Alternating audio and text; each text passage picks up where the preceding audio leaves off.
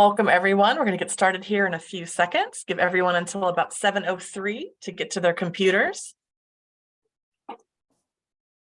It is 7:03. All right, I'm going to go ahead and kick it off.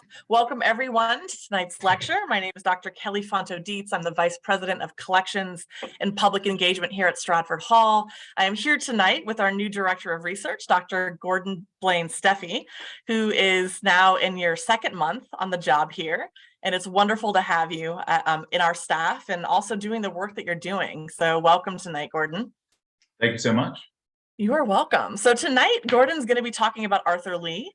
Stratford Hall is dedicated to telling the stories of everyone who lived and labored here. And Arthur Lee is, I think, one of the coolest people I'm starting to get to know through your work, Gordon. And I am excited to sit back tonight and learn more about the restless genius. So I'm going to go ahead and pass it off to you.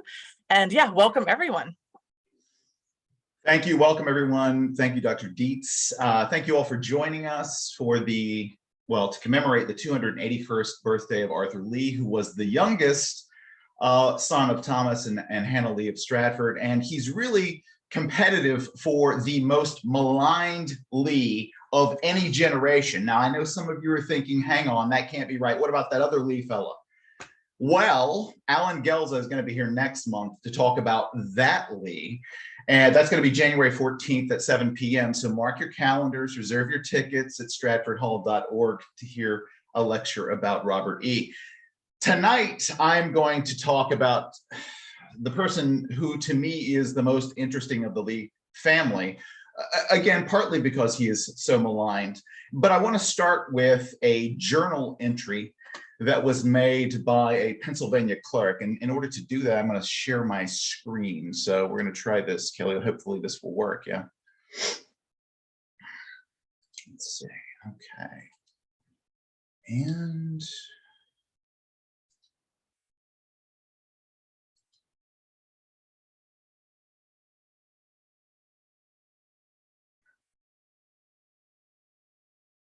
one more time.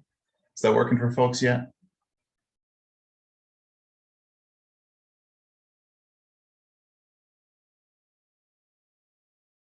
Is that working yet? There we go. Kelly, is that working? Yeah, have you hit slideshow? I tried. Let's try one more time.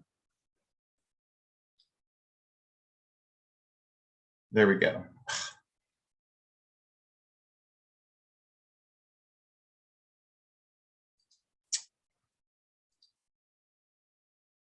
Technical difficulties, please stand by. It's one of those things that's funny. It's like, the old slide projectors with the carousel. It's like, those things would break if the power went out, but right. No worries. I'm gonna stop the share for a second. We'll try one more time and then we'll get going again, I promise. No worries. We tried this earlier and it worked just fine.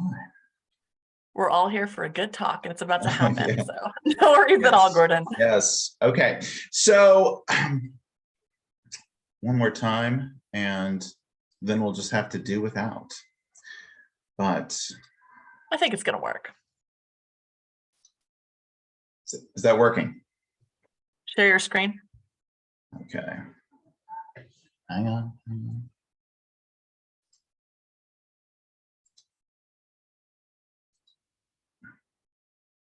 You got some pretty cool slides, I have to say. So I'm ready to see these things. You got to get them up.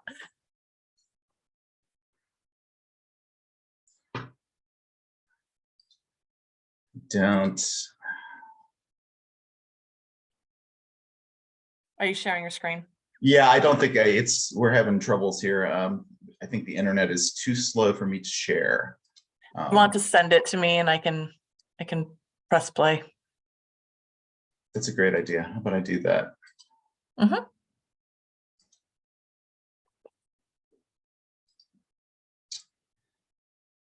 Just one moment, everybody.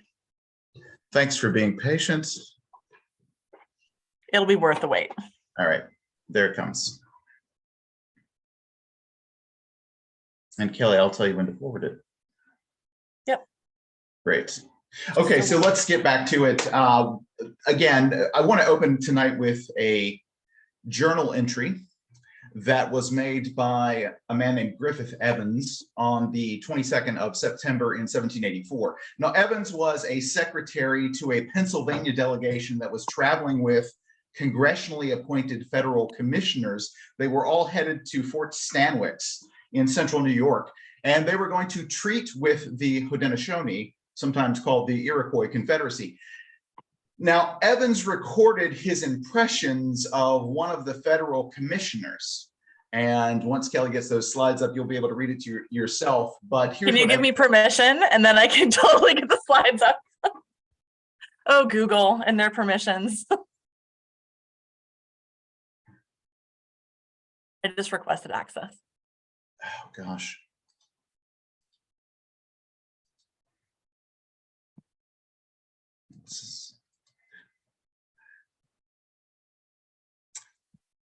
We might have to do without at this point, and this computer is just not working. It's being overloaded, I think, by too much going on in the same building.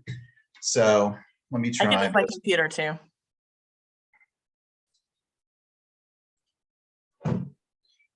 So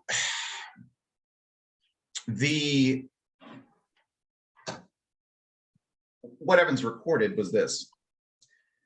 Meeting one of the federal commissioners, he says, "I was introduced to Mr. Arthur Lee, commissioner, a gentleman from Virginia of great report, about 35 or 40 years of age, good person, very sensible, polite, and agreeable." Now, to me, two things leap out here. I know a little bit about Arthur Lee. So the first is that Arthur was soon to be about 44. So he was aging pretty well despite the heavy turbulence that was going on in his public life. The second is that dear friends of Arthur Lee and even his allies might have balked at describing Arthur as agreeable. Arthur Lee was nothing so milquetoast as agreeable. That said, there are some lovely passages from his nieces and nephews remembering their uncle and describing him. One of my favorite happens to come from his niece, Nancy Shippen, who describes him as very fond of promoting mirth and seeing everybody pleased and happy. Now, I always have a bit of a laugh when I hear Arthur described as a people pleaser, but it reminds me that I should be thinking about his personality across multiple contexts, multiple environments, not strictly in the public square where he was so embattled in his later life. And this is kind of a teaser to talk about his later life in part 2 of this lecture down the road. At any rate, the clerk Evans had surely heard, he had surely read conflicting reports about Arthur in the Pennsylvania press. He may have been surprised to find the Virginian less cantankerous than he was rumored to be. Arthur was a bit prickly, and that's one of the things we'll be learning tonight.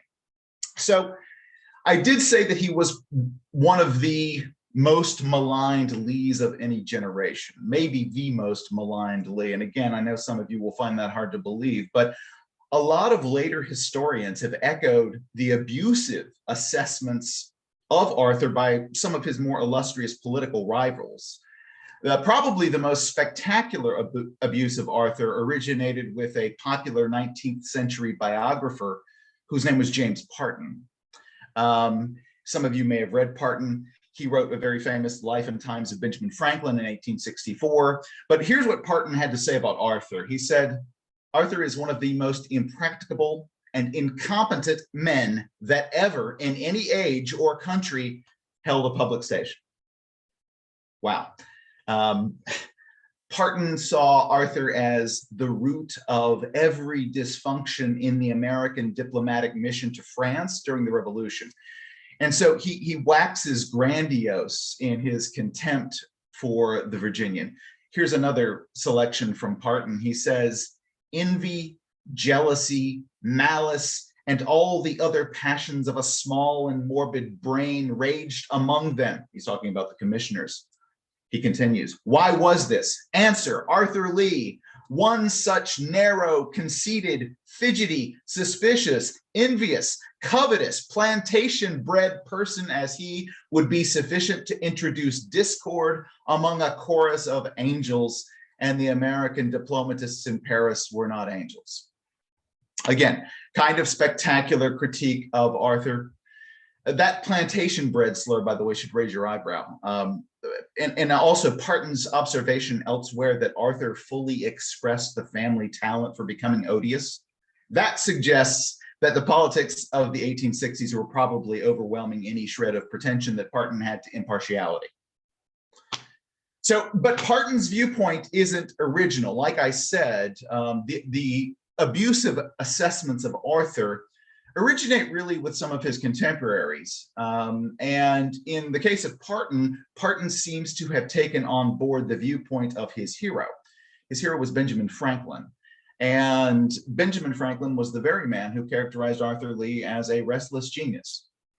Franklin did not find Arthur Lee agreeable.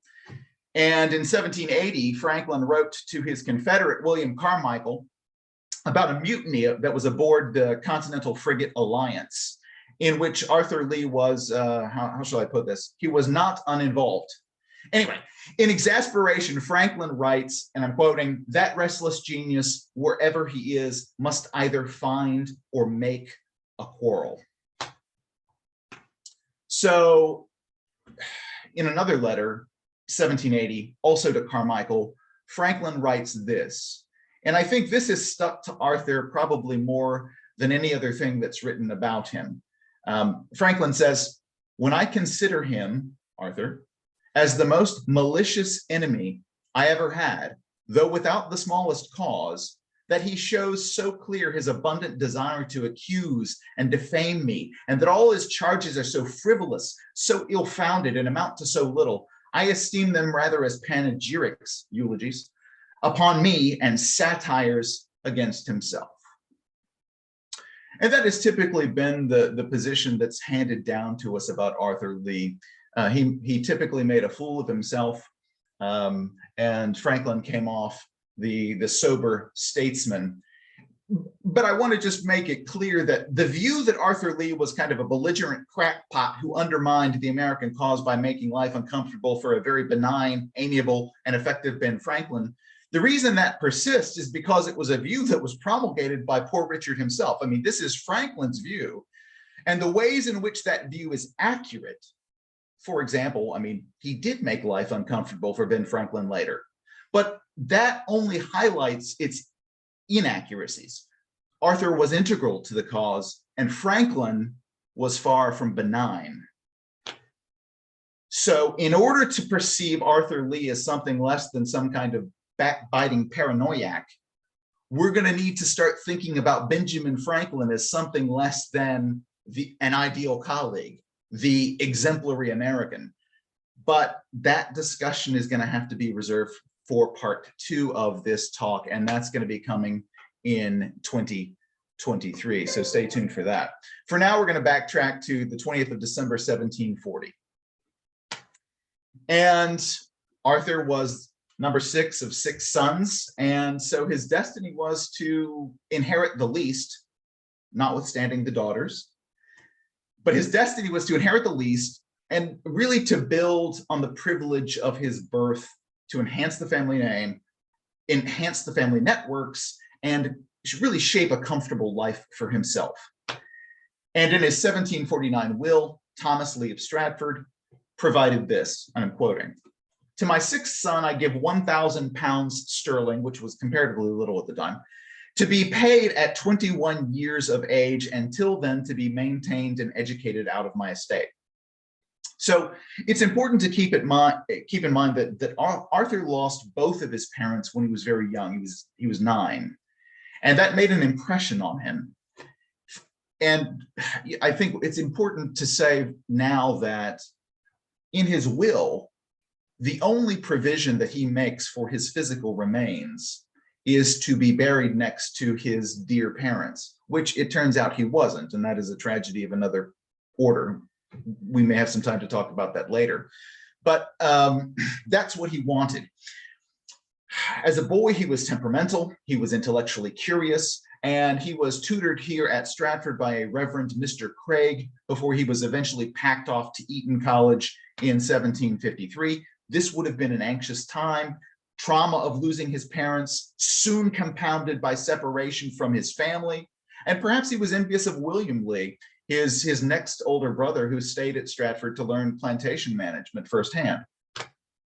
So Arthur's off to England, to Eton.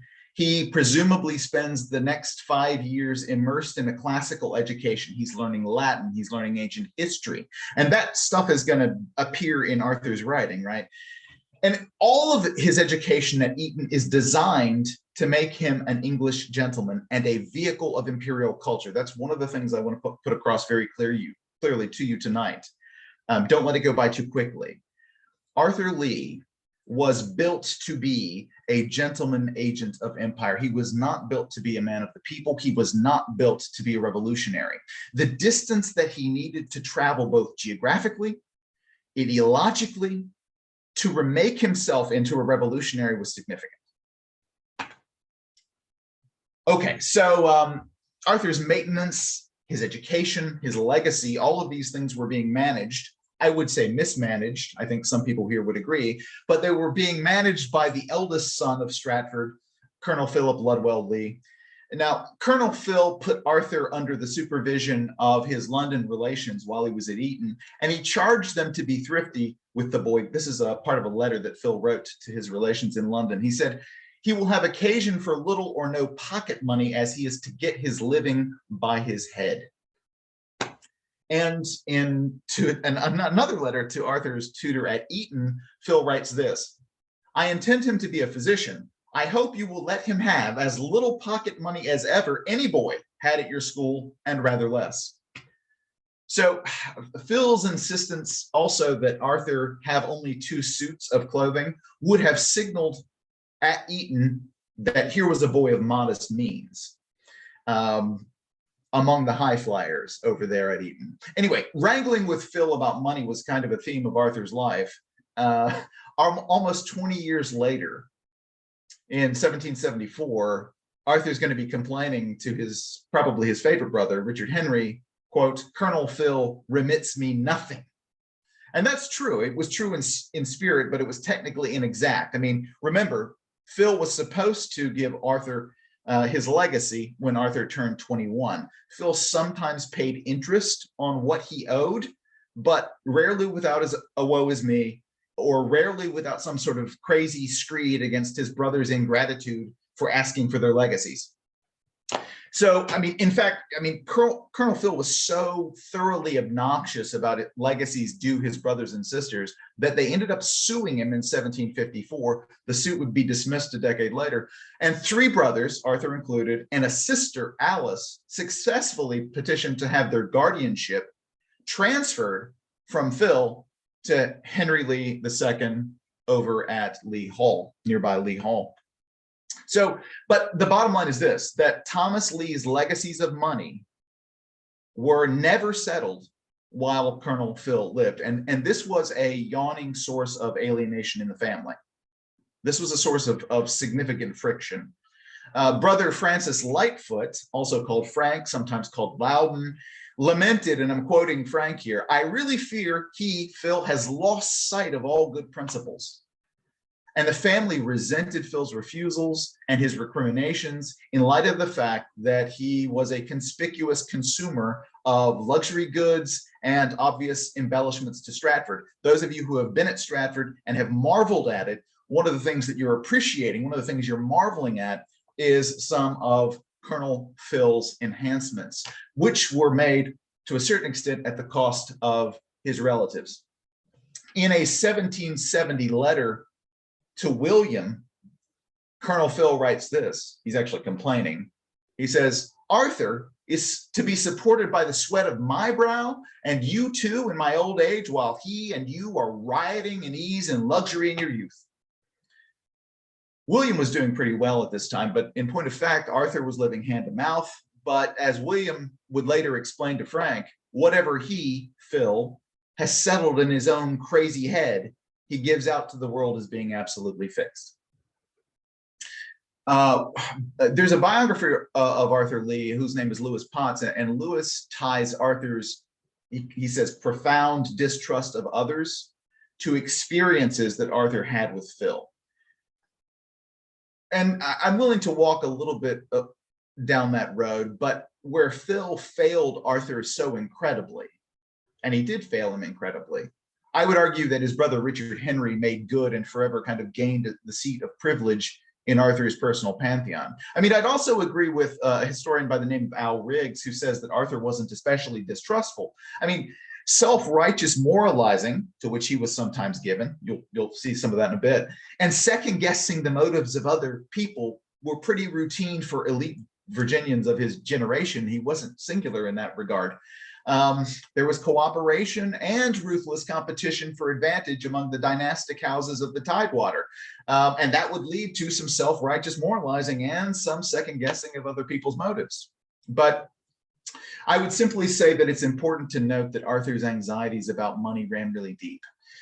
And the personal ruptures that will later turn out to vex the diplomatic mission in France have to do in part with a toxic blend of non-transparency about money and bad bookkeeping. Things which make Arthur Lee uncomfortable, anxious. So after Eton, Arthur comes home to Virginia briefly.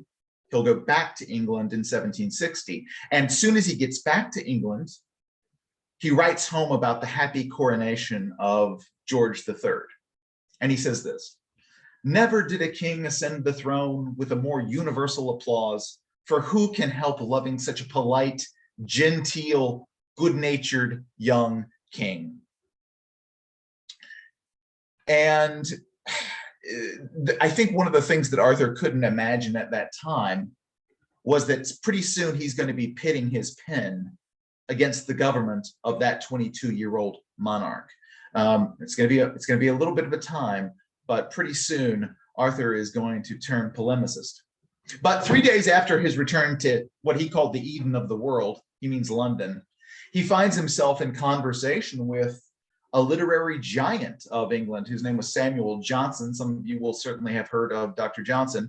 And Johnson gives Arthur some advice. Richard Henry had wanted Arthur to go to Oxford or to Cambridge to earn, the distinction of having attended those prestigious universities. But Johnson gives him the advice of, go to Edinburgh, because if you go to Edinburgh, degrees in learning can be more inexpensively and more efficiently obtained. So Arthur writes home and says, "I'd love to do this." And of course, Phil's absolutely exuberant. "Hey, listen, if it's going to cost us less money, go ahead and do it." But one of the interesting things is that sometimes Edinburgh handed out degrees a little too efficiently. And what I mean by that is that Edinburgh credentialed candidates who examine in medicine without attending the lectures. And in response to this, Arthur engineers a student walkout. He engineers a student protest, and he calls faculty out for, and I'm quoting him, "willingly suffering the honor of a physician to be prostituted." And he drafts a petition, he circulates it for student signatures, and he reads this petition aloud for the medical faculty. And eventually he writes his brother and tells him, "This is what I'm doing. I know it's a little risky, but I want to," and I'm quoting him, "maintain the dignity of the practice of medicine in Virginia." Now, most of you will know that at this time, Virginia had no medical school, much less a medical licensing body. The fact that Edinburgh is handing out degrees in absentia was, of great consternation to Arthur. And in fact, Arthur is going to later propose to the Virginia House that physicians register their medical diplomas in the courts of their respective counties. Interestingly, the Virginia House is going to take no action on that proposal. So at Edinburgh, he's studying alongside other Americans, like his future brother-in-law and towering figure in the history of medicine, American medicine, whose name was William Shippen Jr. He studies alongside the Yorktown physician Corbin Griffin, and more on Griffin in a bit. But while at Edinburgh, Arthur was an accomplished botanist. He wins the very first annual Hope Medal for the promotion of botany and also for the best herbarian in 1763, and he's assisting the naturalist and physician John Birkenhout in the 1764 publication of a botanical lexicon. And in fact, he earned distinction for his thesis, which he talked about his pharmaceutical trials of cinchona bark, which was an anti-malarial drug. And this earned his membership in the Royal Society on the 29th of May in 1766. Arthur Lee becomes FRS, Fellow of the Royal Society. In my slides, which I wish you could see, but you can't, there was— You could try it again, maybe, Gordon. Really? Okay, we'll see. I'm dubious, Kelly. I have to tell everyone that's zooming in, these slides are stunning, and I'm really bummed that you can't see them. You can can say also that, share they the wouldn't slides with know, they everyone would never afterwards know, as they would well. never know. I mean, you can see obviously you can see my screen, right? Well, click, yeah, but click on one of the other slides and see if it pops up. Yeah, let's go down. Good there. Some of my— here we go. This is a slide. Okay, I would just do this, because don't worry about putting the slideshow up. Just do it from here. They'll have Yeah, to just see the let's do example. that. Well, one of the things you'll see there on your right, and I'm sorry I have to look to the right because I'm camera's over here, my PowerPoint's over here. But one of the things you'll see right there is Arthur's election certificate to the Royal Society. It's signed by Benjamin Franklin, but at the very bottom, you'll also note that his admission fees to the society were paid by Benjamin Franklin. Benjamin Franklin was always on the lookout for promising American talent. Arthur Lee was promising American talent, and so Benjamin Franklin gets involved. Arthur was an enthusiastic botanist, but he was actually more attracted to the exciting bubble and boil of English politics and public life. And that's an important point because his life's about to change. Not quite yet. He's still at Edinburgh, immersed in medicine and the practice of medicine. He actually hasn't yet had to do it. That's coming. But he's still immersed in that world of education, learning about medicine, getting his credentials, spreading his wings in botany. He also traveled and visited Adam Smith, the famous political philosopher and economist, to talk about soil fertilization. So he's immersed in that world, but he's also attracted to English politics and public life. But more than 20 years later, this is on the 23rd of November in 1786, Arthur is going to write to Richard Henry, quote, "Every hour convinces me that he who searches for happiness in public life pursues a shadow or embraces a cloud." Keep that in mind. Okay, but in the 60s, 1760s, he hadn't come to that view, and we're going to begin to see a cleft between the path he's walking, which is the practice of medicine, and the exciting path of a politico who's able to shape public life and public sentiment. Now I'm going to go to another slide here. Hopefully you'll be able to see some of it. Here we go. I just mentioned Adam Smith. Here's Adam Smith again. In the final year of his medical study, Arthur takes the time to reply to Adam Smith's theory of moral sentiments, which had rubbed Arthur's fur the wrong way because he felt that Smith really went a bit too rough with Americans as slaveholders. I think he took particular offense to Smith's turn of phrase, the refuse of the jails of Europe. But one of the things that you can see here in the slide that I have up is there is not a Negro from the coast of Africa who does not possess a degree of magnanimity, which the soul of his sordid master is too often scarce capable of conceiving.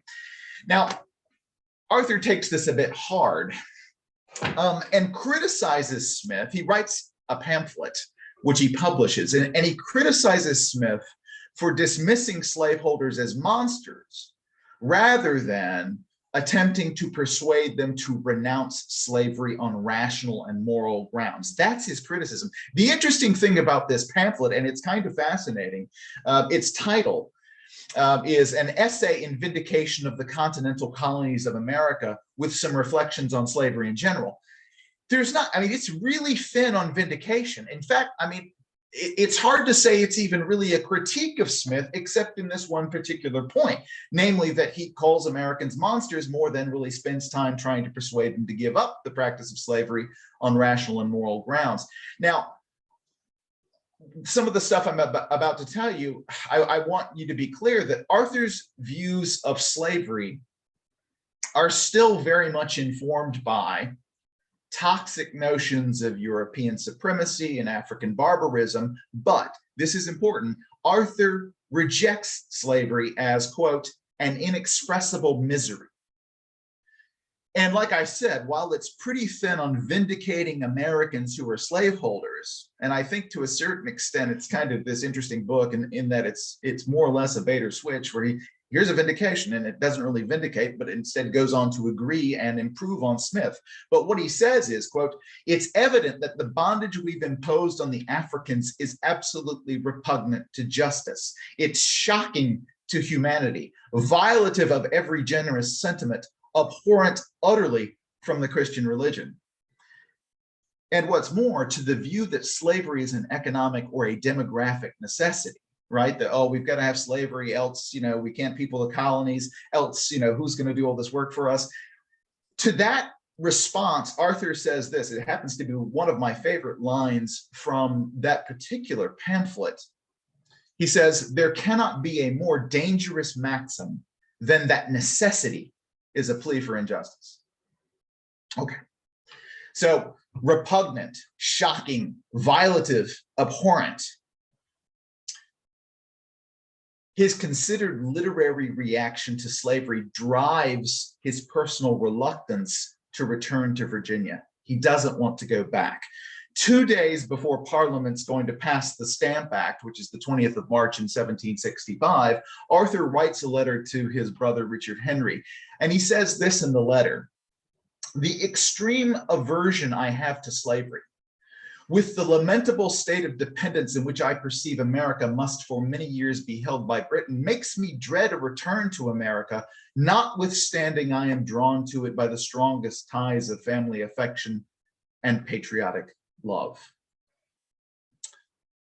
So on the 4th of July in 1765, Richard Henry writes back, and he responds to Arthur's reluctance by leaning on his patriotic sentiment and that family affection that Arthur said drew him, even though he's reluctant to return because of slavery and dependence.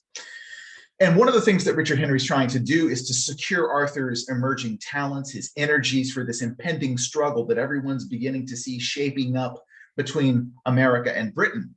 And he writes to his brother, and he says, as liberty can never be supported without arts and learning, a diligent attention to those should be the ruling object with every thinking man.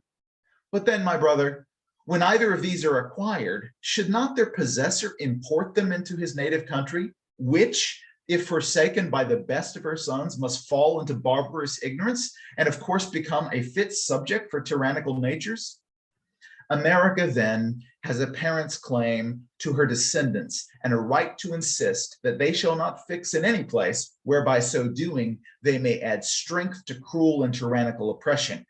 I am, my dear brother, ever your affectionate, faithful friend, Richard Henry.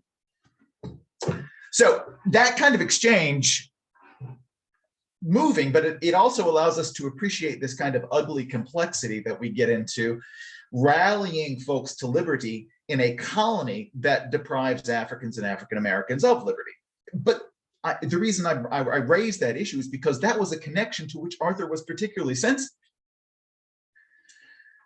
So he will travel the continent before he goes back to England, back to London, in time to witness some of the parliamentary debates that are going on over the Stamp Act. He's dining with opposition VIPs like the Earl of Shelburne, who becomes his lifelong friend. And in fact, it's to Shelburne that Arthur will write on the 18th of December in 1776, right on the cusp of war. And he takes leave of England and his friends in England with these words, quote, "The first object of my life is my country. The first wish of my heart is public liberty. I must see, therefore, the liberties of my country establish or perish in her last struggle." But he's visiting Parliament. He's hearing William Pitt praise American resistance to the Stamp Act. He's unconvinced, however, that Parliament generally shares Pitt's rationale for repealing the Stamp Act. Pitt's rationale for repealing the Stamp Act was that it was founded on an erroneous principle. And that turns out to be just what Parliament refuses to concede. Parliament concedes that the Stamp Act is bad for business, but they never give ground on the fundamental point. And the fundamental point is that Parliament has the power to make laws binding on the colonies, in their words now, in all cases whatsoever. And years later, in a memoir that he never finished, Arthur says this. He says, though the obnoxious act was repealed, yet him, was persuaded that the spirit which dictated it was not changed. And with this impression, he returned to Virginia. And so he does. He returns to this lovely home, as you can see on the slide. He goes home, he visits family in Westmoreland. A lot of folks seem to think that he was particularly close with Richard Henry. He was also particularly close with Loudon, so he visits Minokan, probably steers a little bit clear of Stratford, right? Still, relations with Phil aren't great, never would be. So he visits family in Westmoreland County before he settles in Williamsburg, and he rents this home, which is Colonel Philip Johnson's lovely home. It's now Bassett Hall. You can go and see it. It's on Francis Street. And he prepares to settle into the rhythms and the routines of a country doctor. But here's the thing. Williamsburg wasn't London. It wasn't even Edinburgh, and he didn't like Edinburgh. So he begins to suffer from a profound case of culture shock. I mean, after all, by this point, Arthur Lee is as British as he is Virginian. And he's used to rubbing elbows with VIPs like Shelburne and others, Johnson. And by contrast, Williamsburg is a bit of a backwater. So the letters that he's writing at this time, you're not going to see any description of his medical practice. You're not going to see any, much less any enthusiasm for it. And in fact, he will later say in his life that being a physician requires perseverance. And he says this, of which I have very little. And so to that extent, Franklin's right? The restless genius. He flits from one thing to another. He enjoys this kind of what's next, right? And the tedium of being a country doctor wasn't for him, really. And I think the tedium that he experiences, the dip in status that he experiences, is ultimately relieved by the opportunity to rally to the side of his brother and hero, Richard Henry, who at that time was taking fire for some very dubious conduct during the Stamp Act crisis. Now, the Stamp Act crisis was seemingly over. I mean, the act had been repealed in March of 1766. Arthur's home, Richard Henry's there, of course, but in October 1766, a man named James Mercer calls out Richard Henry as the Colonel of Hypocrites on the front page of the Virginia Gazette. So let's stick with that for just a second. And Richard Henry, again, remember, where Colonel Phil failed, Richard Henry succeeds with Arthur. And so of Richard Henry, Arthur will say, quote, he's beloved as a relation, esteemed as a friend, admired as a man, end quote. And only 3 years earlier in 63, he's going to say, write to Richard Henry, my whole life has been so much indebted to your goodness and affection that it's vain to think of repaying them more than by the sincerest gratitude. Turns out he's actually going to repay it with a little bit more than that, which I'm about to tell you about. Anyway, so as I said, Richard Henry's getting assaulted. This cannot stand from Arthur's perspective. How is it that Richard Henry's being assaulted? Well, he runs afoul of Mercer because, and I hope, if you don't know this about Richard Henry, you should. Sometimes people see him as the sober Lee. Well, he had a bit of a dramatic side to him. And in fact, he was staging a bit of street theater at the expense of James Mercer's brother, whose name was George. So the Stamp Act of 1765, and I'm going to go to the next slide here. The Stamp Act was the first time that Americans were going to be taxed directly by a political authority other than their colonial legislatures. And specifically, they were going to be taxed on various forms of paper products that included legal and commercial documents, newspapers, pamphlets, almanacs, even playing cards. You can see some playing cards there on the slide. Now, everyone knows by now, I think, that the tax that was proposed wasn't particularly onerous from a financial point of view, but it proved to be unacceptable in principle to a very strong majority of Virginians, certainly. George Mercer, James's brother, was the newly appointed stamp distributor for Virginia and Maryland, right? So he was a functionary of the British government in collecting the stamp tax. Richard Henry was a fellow Burgess of George's. He was a business partner of George's. And so there was some history there. But the thing that Richard Henry did was that he organized his enslaved and indentured folk into a very flamboyant protest, kind of a parade against the Stamp Act and its local executor, George Mercer. So, and I don't want to have to describe it all myself. So I just will read a rundown of this particular pageant that occurred in the Maryland Gazette. And here's how it reads. On Tuesday, the 24th day of September in Westmoreland County in the colony of Virginia, the images of George Grenville and George Mercer were carried in a cart to the gallows and were there publicly hanged with the acclamations and applause of a large concourse of people of all ranks and denominations. On the breast of the former was inscribed, "I am George Grenville, the infamous projector of American slavery." In one hand of the latter, that's George Mercer, he held "Money is my God," in the other hand, "Slavery I love," and on his breast, "I am George Mercer, collector of the stamps in Virginia." Now remember, Richard Henry has arranged all of this. They have a mock trial, they have a sentencing, they hang the effigies, and then they burn the effigies, and Richard Henry reads out loud a transcript of the Mercer effigies' last words to this mob. And the last words are, quote, "I now die convinced of the equity of your sentence and the propriety of my punishment, for it's true that with parricidal hands I've endeavored to fasten chains of slavery on this my native country, but it was the inordinate love of gold which led me astray from honor, from virtue, and patriotism."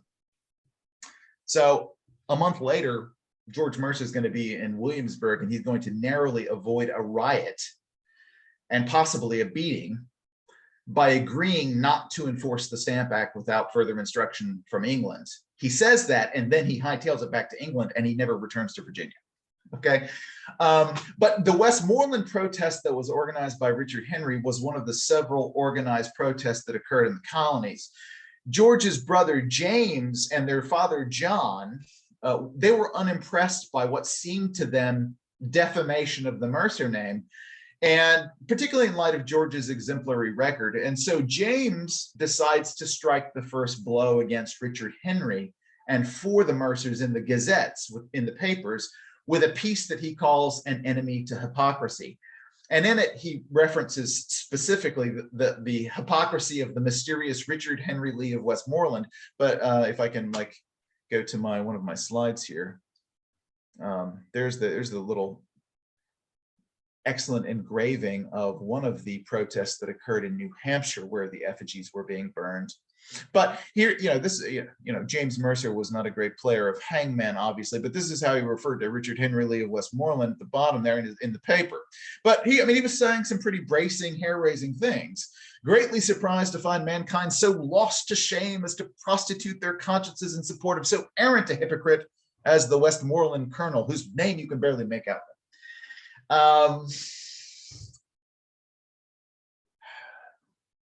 In follow-up articles and by the way, Mercer will not let this go.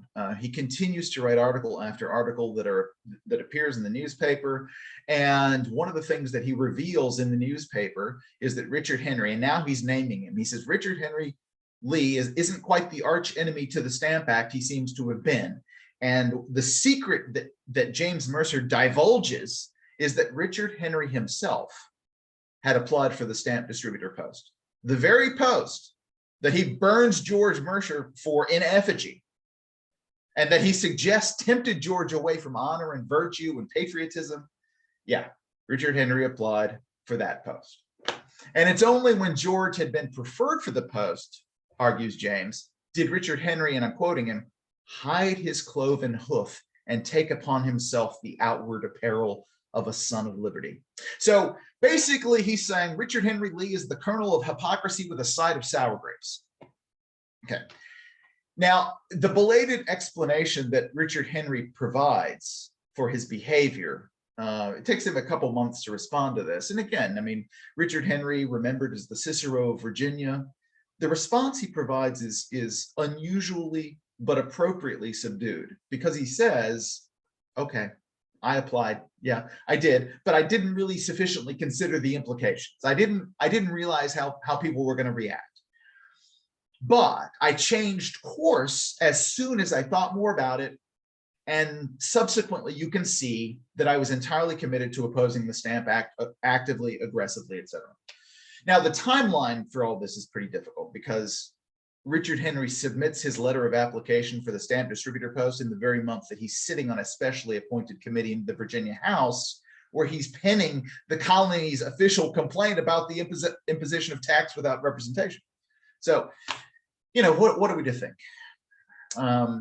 What I would say is this, that probably the prospect of an additional revenue stream for a man who was always in need of resources momentarily overcame his political commitments. And it's okay to say that Richard Henry wasn't yet the man we want him to be. And I think that his subdued reaction is evidence that he wasn't yet who he wanted to be. But he also thought that on balance of his actions, he deserved some slack. Yes, I applied for the post, but look what I did thereafter.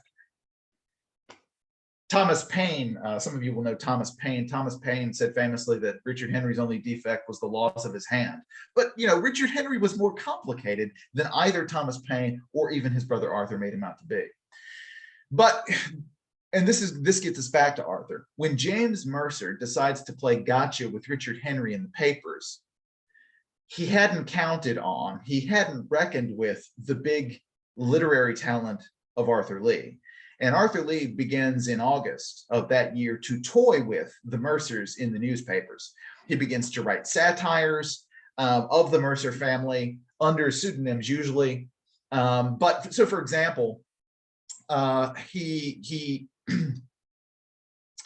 poses as Democritus as one of his pseudonyms. And he says, as Democritus, I'm going to offer the public an essay, right, the first of which, quote, by the most clear and positive assertions, aided by the apposite quotations, proves that if a person falls into error, though he immediately perceives and as quickly rejects it, he merits the utmost contempt and infamy in this world with eternal punishments in the next. Okay, so he's poking fun. And he also takes the opportunity to poke fun at Mercer's kind of choppy legalese. Mercer was an attorney. He wasn't as well educated as Arthur, not by half. And it was all very entertaining unless you were a Mercer. So, but what makes it worse is that John Mercer, who's now kind of angry about, well, first it was my son George who's being attacked. Now my son James is being attacked in the paper. So John Mercer, the father, leaps into the fray to defend his sons, George and James. Unfortunately, John Mercer is as bad a writer as James, probably worse. And he has this 8-page tirade that's replete with like threats that he's going to slit the nose of this Democritus character.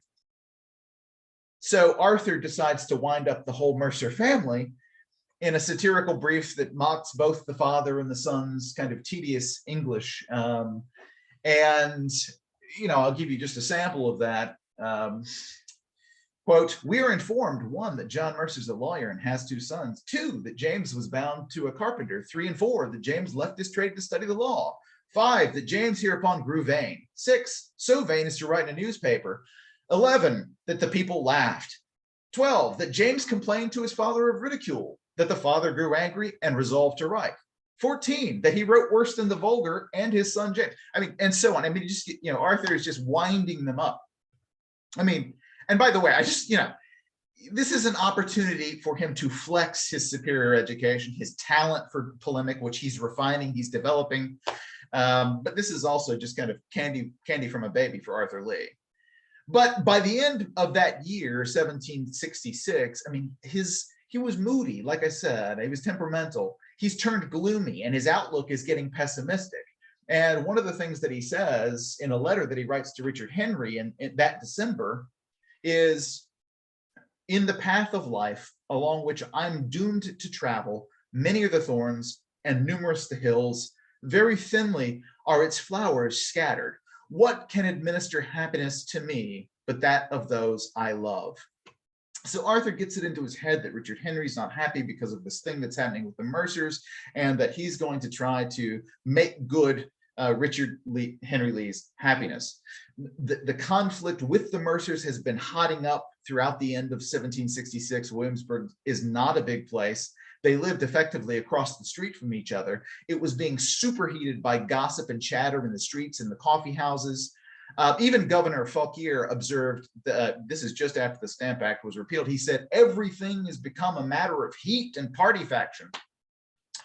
So the conflict culminates in April of 1767. Arthur sends his old Edinburgh crony Corbin Griffin to challenge Mercer to a duel. So after candlelight, Griffin climbs the stair at Nicholson House on York Street. This is a map here. You can see Nicholson. You can see how close Nicholson House is to Bassett Hall. I mean, these boys are neighbors. But Griffin climbs the stair at Nicholson House as Arthur Lee's second, and acquaints Mercer with the time and place of the duel. They're gonna meet at dawn in a field that's opposite the racetrack, leaving Williamsburg. Mercer would later say, quote, "Dr. Lee had conceived I had used him ill." Now, those of you know anything about this particular time period, duels are a rare mechanism for conflict resolution among gentlemen in Virginia. One or both of whom had felt that their honor had been defamed, or that they had been traduced, was the old word, right? Mercer, what I'm saying is that Mercer was undoubtedly surprised to find that he was called out. But as an anonymous letter put it to Rhine's Virginia Gazette on Christmas Eve, 1767, and this is a quote, "A man of honor, deprived of the esteem of others, foresees that he must be reduced either to a solitary existence, insupportable to a social creature, or he must become the object of perpetual insult. Considerations sufficient to overcome the fear of death." I mean, for the gentry, social death was worse than actual death, networked as it was with other kinds of economic activities, getting loans, marrying your daughters off, etc. So, as Arthur's old dinner companion Samuel Johnson would say, "A man may shoot the man who invades his character as he may shoot him who attempts to break into his house." Okay, so, but duels were unusual. And this one was especially unusual because it was the greatest duel that never happened. And it's a crazy story. I'm going to try to abbreviate it for you so we can get on. But both parties to the duel claim that they were on the field at and beyond the appointed hour, but they did not encounter one another, which of course, I mean, geographically is impossible, but each party would subsequently accuse the other of failure to appear. Now, that failure to appear in a duel, cowardice. So the animosity then ramps up again in the papers. Each party is beginning to call witnesses to produce affidavits for the papers. You can look at the papers at the time to see these affidavits that are being produced in either favor of Lee or in favor of Mercer. False trails are being laid. Perjury is being suborned.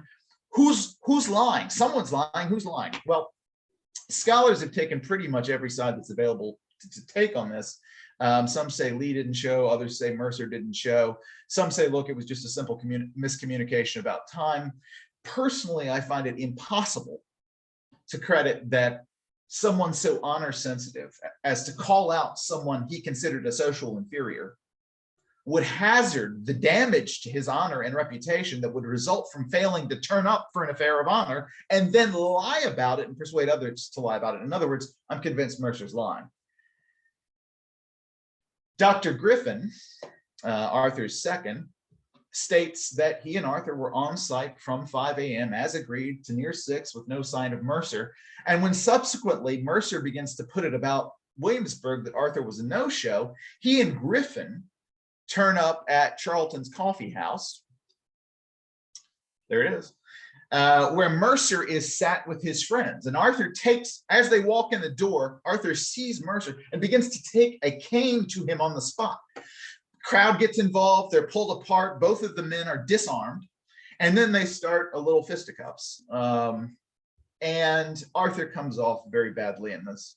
You have to imagine poor little Arthur Lee with his bad digestion. He comes out with a bloody nose and 2 black eyes. Papers suggest that after he was beaten to a pulp, Arthur lectured the crowd on the finer points of honor before he kind of crawled back to Bassett Hall.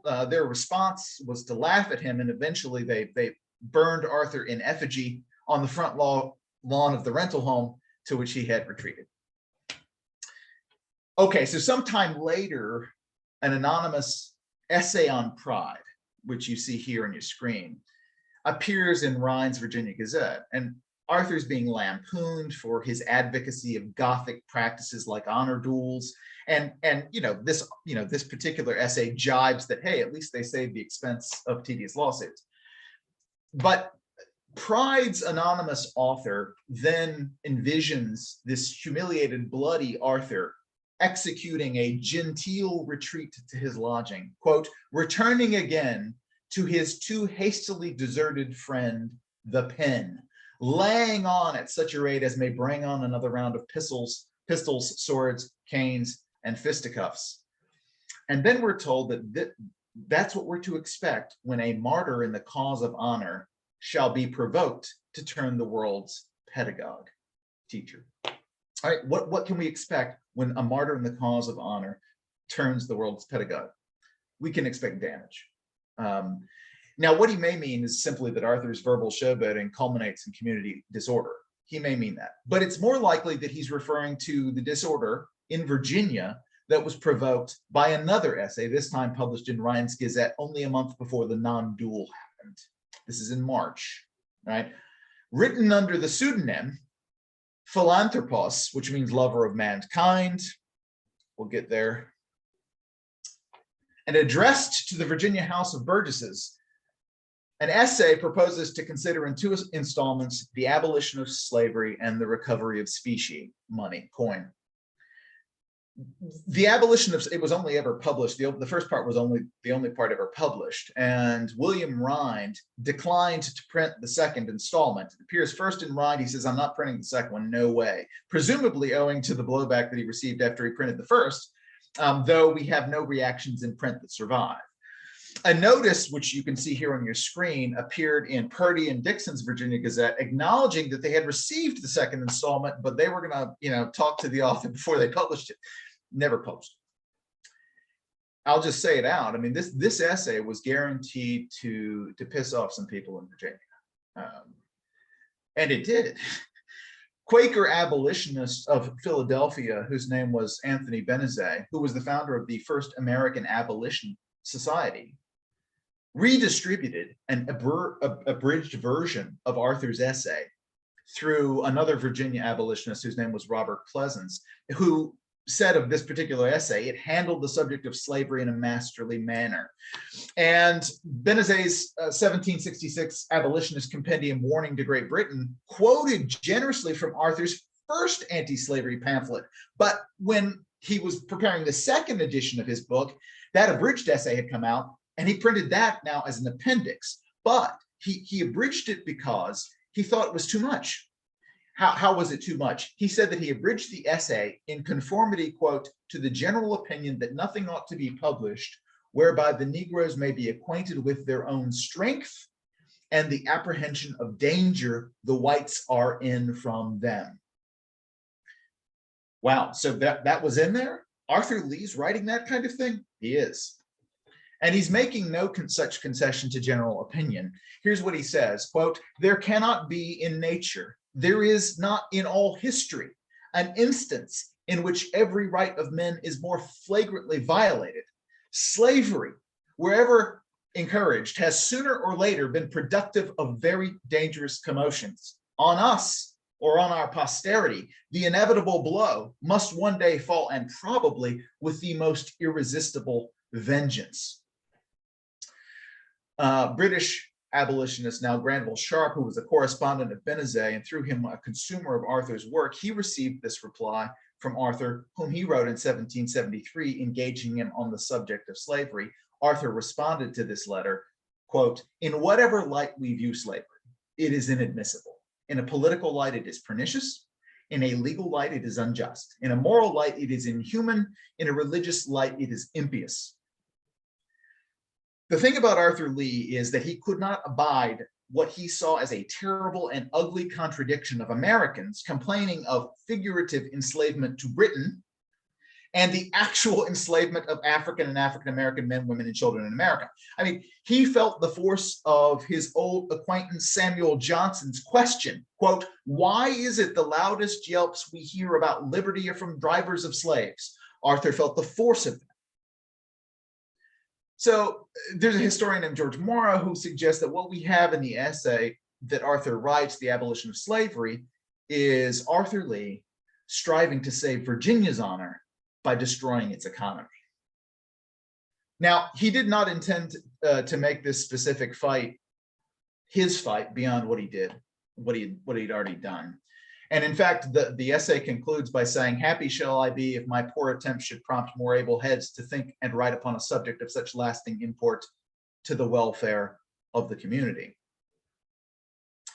So, I mean, he survived the non-duel, he survived the thrashing at Charlton's, and his medical practice suffered. He became persona non grata in Williamsburg, and late 1767 into early 1768, this marks the moment that Arthur Lee discovered purpose, his purpose, which he characterizes as entering life. And I'm quoting him: "I entered life glowing with sentiments of liberty and virtue.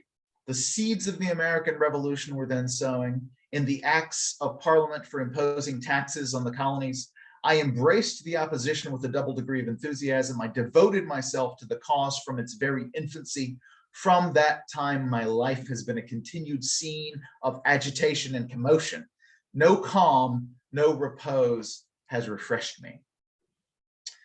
So, as Arthur recovers from the fistfight, Parliament's passing legislation intended to generate revenue on imports of British goods to the colonies, to fund a loyalist administrative apparatus. These are called the Townsend duties. They prompt outrage, they prompt resistance, and that resistance is best expressed in a John Dickinson's pseudonymous Letters from a Farmer. And Arthur reads this with enthusiasm, and he decides that he's going to compose his own series of essays to accompany Dickinson's Letters from a Farmer. And he says, "I endeavored to aid their operation in alarming and informing my countrymen by a series of letters under the signature of the Monitor." So now Arthur becomes the Monitor. And a central theme in the Monitor letters is, again, the contrast between liberty and slavery, which has already consumed much of his intellectual effort. In Monitor 2, for example, and I'll show you a snippet there. In Monitor 2, Arthur says, "It would be the greatest happiness to which I could attain to impress upon the minds of my countrymen the love of liberty and hatred of slavery, so indelible as to render it impossible to fix chains upon them by whomsoever forged." In Monitor 5, he says, "I cannot conceive the necessity of becoming a slave while there remains a ditch in which one may die free." And in Monitor 6, he says, "Slavery is the monstrous mother of every abominable vice, every atrocious ill." So, in the face of the threat of slavery, the Monitor emphasized now the necessity of unity within and among the colonies. He encourages it as the duty of every individual, grassroots activism in support of their local and colonial authorities. The Monitor argues that representatives in legislative bodies are in fact trustees for their constituents, and he provides those constituents with a sample list of instructions to be prepared by them in consulting their local legislators, which includes things like petitions for an American Bill of Rights, how to improve unremitting industry and manufacturing, as he puts it, boycotts on British goods or non-importation associations. So, and in fact, the formation of the Virginia Non-Importation Association in 1769 includes an official signing party followed by patriotic toasts where they celebrate a series of toasts, and the last of the toasts was to the farmer and the Monitor. Okay, so let me begin to wrap this up a bit now, this first part. Arthur goes back to his pen in the wake of his disappointment, his ostracism in Williamsburg, he discovers his vocation in service to the cause. And from 1768 to 1776, Arthur offers what Al Rigg has called, quote, a torrential outpouring of political journalism. And this is one of the things I think if there are those of you out there who have never heard of Arthur Lee, it's important that you do now. This torrential outpouring of political journalism from 68 to 76 includes at least 170 essays averaging 750 words in length, 9 pamphlets, one of which goes through 4 editions in England alone, 17 petitions, notices, miscellaneous writings, and at least 50 personal letters that are being placed anonymously in colonial newspapers by friends and relatives. He continues to use the Monitor pseudonym. He adds others to it, including the Raleigh pseudonym, the Bostonian pseudonym, the Junius Americanus pseudonym. And to what end are all these pseudonyms?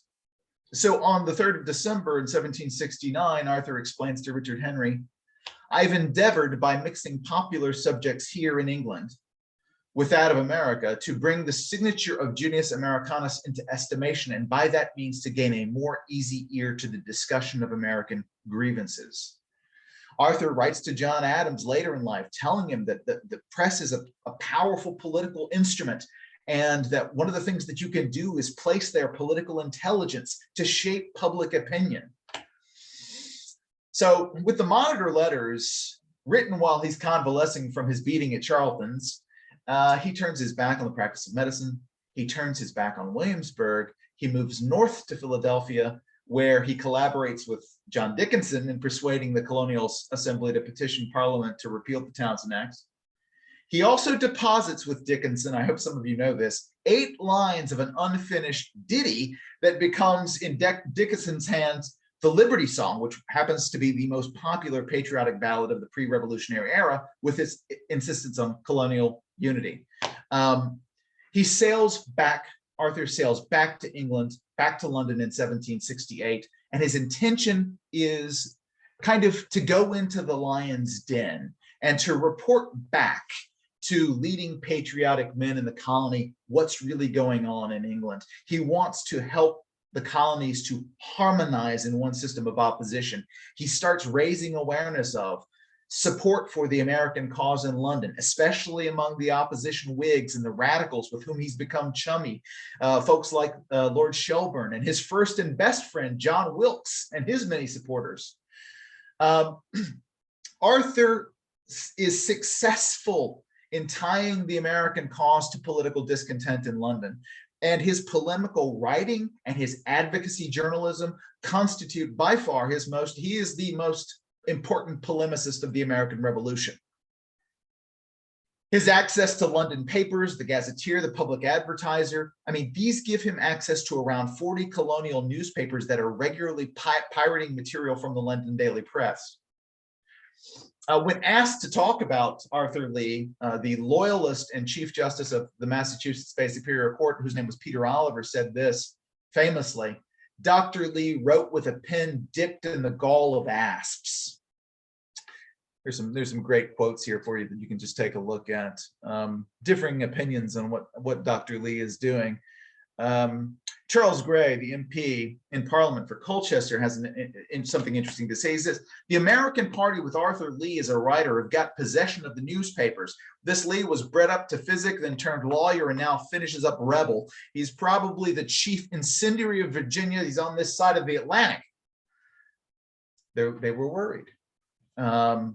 In correspondence with Sam Adams, beginning in 1770, Arthur asks Adams, don't you think it would be useful to establish a correspondence between leading men of the provinces so that we could harmonize in moving any measure in the different assemblies for the general good?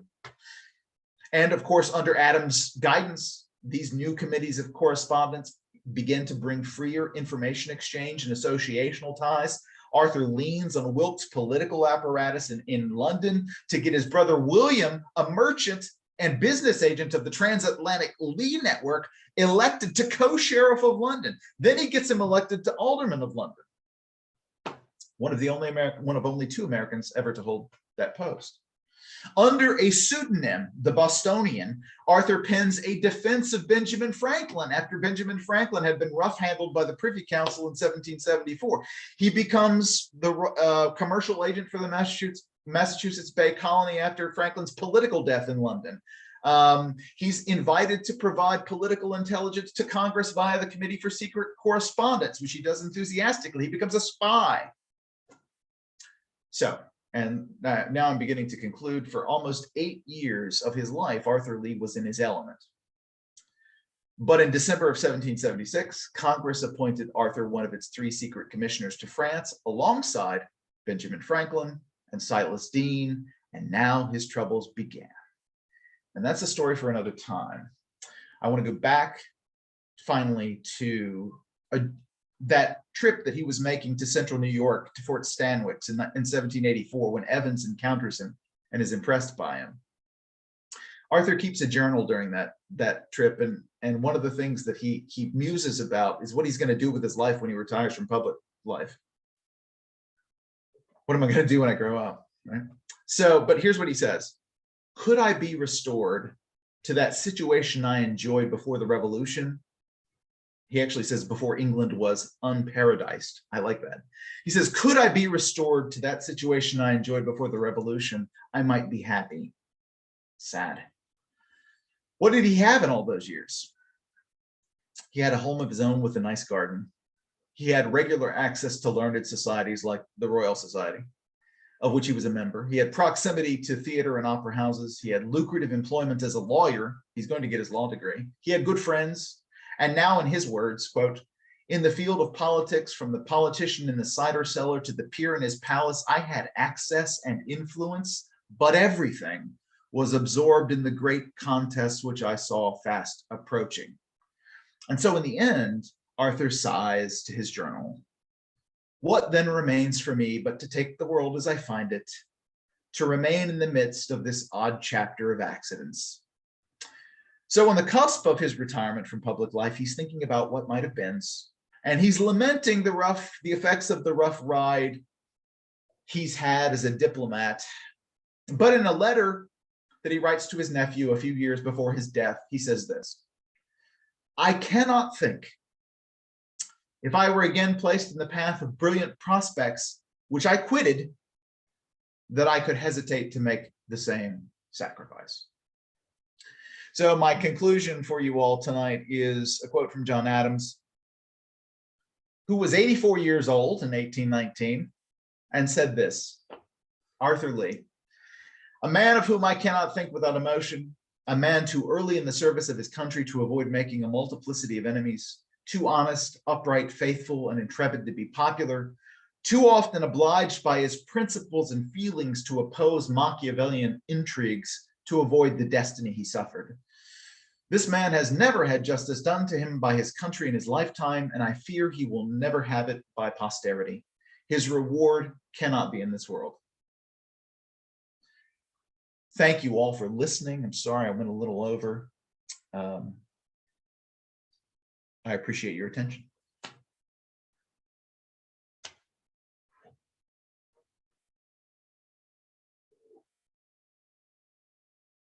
And your slide is showing now with all of the fancy graphics.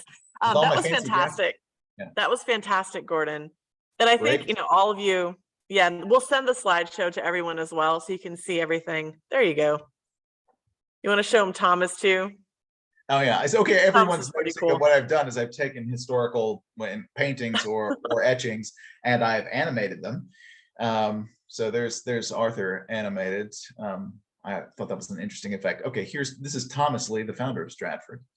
In some way, for those of you who know anything about computer graphics and such, this definitely is verging on the so-called uncanny valley, right?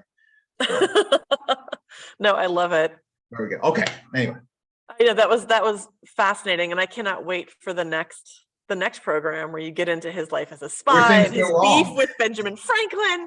Oh, it's so juicy. And this is, his story, which I'm just getting to know through you, is one of those fascinating sort of untold tales of American history. And as we approach the 250th anniversary of the Revolution, people like this need to be recognized. You know, I think it's time for him to have his story told. You know, I think some of his brothers were phenomenal, but I think he's equally and in some ways more interesting than some of his brothers that we know more about. So let's go ahead and jump. Go ahead, sorry. No, I know it's fascinating. I mean, there is, in fact, I can't remember which historian it is, but there's one who says, and I think it's Al Riggs, who says that, you know, we talk a lot about Francis and Richard Henry because they signed the Declaration, but far more important from that period from about 68 to 70, certainly, but probably even a little further, more important to the cause were William Lee and Arthur Lee, who were part of this transatlantic Lee network that had been established. So I think one of the things too that, you know, as I stay here longer at Stratford and people like you start, you know, telling these stories, you really realize, I mean, I know that the Lee family was huge, but you and I have talked about this, you know, it's like, there's one Thomas Jefferson, there's one George Washington, you know, but it's like the Lees, there's so many of them. And they were this big pothy of people and they were all characters, right? Yeah. And yeah, just absolutely fascinating. We have a question from Mike who asks, when did he move to Urbana and why, if you know? Yeah, so Mike, thanks for asking that question. One of the things that he's thinking about as he's traveling to Fort Stanwix is, you know, again, he's about to retire from public service. He's done a stint on the Board of Treasury, you know, and he's kind of at the forefront of like the first federal Indian policy. I mean, the Fort Stanwix Treaty, and then of course the Fort McIntosh treaties are really, I mean, that's really early federal Indian policy, right? What they called it at the time. But while he's doing this, he knows that he's kind of, you know, light at the end of the tunnel and all that. And he considers moving to Kentucky where he had property, but he doesn't, he thinks he's not quite right for the frontier. And I would agree with him. He's not quite right for the frontier. He talks about, I mean, one of the things that he's saying is like, look, if things were somewhat different, England would be the place for me. London would be the place for me because that's where I had everything. And he comes back to Virginia, of course, because his family's here in 1791. He does some, I mean, he is in and out of Virginia from the time he comes back to the colonies in 1780. He is in Virginia. He's, you know, practicing law in Alexandria. He's up doing things in Philadelphia where he also has some relatives. But the reason that he moves to Urbana is because he ultimately went back to the thing that had inspired him as a young man at Edinburgh, botany. He wanted to experiment with botanicals and farming. And he was really, I mean, right as he kind of caught his death, getting into the kinds of things that he was going to do at Lansdowne and experimenting with some of those techniques that he had learned from Adam Smith so long ago when he had visited him at Edinburgh. So I hope that answers the question. No, that was awesome. I will say this too. I mean, he did, for those of you who are wondering, Arthur Lee was never married. The reasons for this are numerous, but I think he probably said it best when he said he'd never had a moment of rest. He'd never had calm. He'd never had repose. There just wasn't time enough to do everything that he did. And one of the things that he did want to do and talks about in many letters is getting married. But by the time, and this is another to your point, Mike, one of the things that he thinks about when he, you know, is moving to Virginia at Lansdowne is he's thinking about getting a wife, but then he says, but you know, Virginians get married when they're boys and girls. I'm too old. So I know it's just not for me anymore. Awesome. All right, we have a great question. Yeah, what's up? So Ginger Collier asks, this is great. Richard Henry Lee was so adamantly against slavery. Do you believe that this may have played a role in his being disaffected with the revolutionary cause and less celebrated than others, such as Thomas Jefferson? Great question, Ginger. Is that question about Richard Henry? I think it's about, hold on. Just the way Ginger, do you want to chime in? I thought it was about Arthur, just considering that Richard Henry was his mentor. Oh no, it is about Richard Henry. Okay. Right on, Could you read Ginger. it to me one more time? Read it to me one Yes. more time. So it's about Richard Henry. Thank you, Ginger, Yeah. for clarification. Richard Henry Lee was so adamantly against slavery. Do you believe that this may have played a role in his being disaffected with the revolutionary cause and less celebrated than others such as Thomas Jefferson? Oh, that's an interesting question. Yes, but I mean, at the same time, Ginger, I would say that this was something that they wrangled about inside the family. And Richard Henry was, I mean, he had his troubles with the slaveholding system, but his brother Arthur was a little bit more plugged in to the wide variety of its problems, its troubles, and as we see, published extensively on it in his lifetime. But and I'm sure you may know this story, but I mean, there's a time when Richard Henry's asking William and Arthur to procure slaves, sell slaves for him in London, and Arthur writes back and says, look, that's going to look a little awkward if a guy who is currently making anti-slavery noises in the House of Burgesses is asking us to make purchases of the enslaved. So it was, yeah, yes, to your question, yes. But also inside the family, there seems to have been a little debate, a little dispute about this issue. And quite frankly, I mean, I'll go ahead and tell you now, for those of you who might not have asked, or might not ask, Kelly asked me, did Arthur Lee have slaves? Yes, but only at the end of his life. I have only been able to find a record of 3 whom he left in his will to Richard Henry, his brother Richard Henry. But one of the things I find, I mean, Kelly and I always refer to this as kind of the Southern paradox, but I mean, one of the things I find fascinating about it, I mean, is that I mean, Arthur knew what that cost was. I mean, he knew what the cost to his person, to his character was. I mean, you go back to that essay, the abolition of slavery, which just gets parlayed into this massive abolitionist tract. The thing that he says on the page, I don't think I actually quoted this part of it, but he says it's a violation of justice, religion, it's dangerous to the safety of the community in which it prevails, destructive to the growth of the arts and sciences, and lastly, that it produces a numerous and very fatal train of vices, both in the slave and in his master. He knew this. And of course, this is, I mean, we're talking about Arthur Lee, we're talking about someone who was obsessed with the virtue, someone who was obsessed with honor. So I find it interesting that he found himself in the flex of a contradiction so late in his life, after having spent so much of his life attempting to deal with this problem.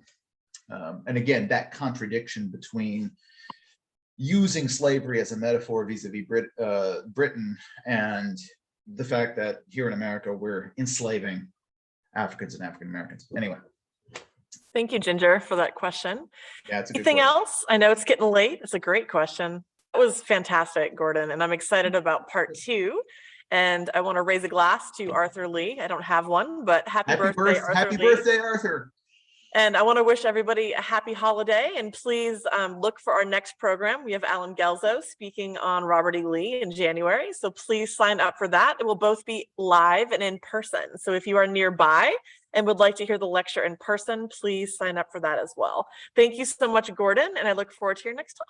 Good night, everybody. Thank you. Good night, everyone.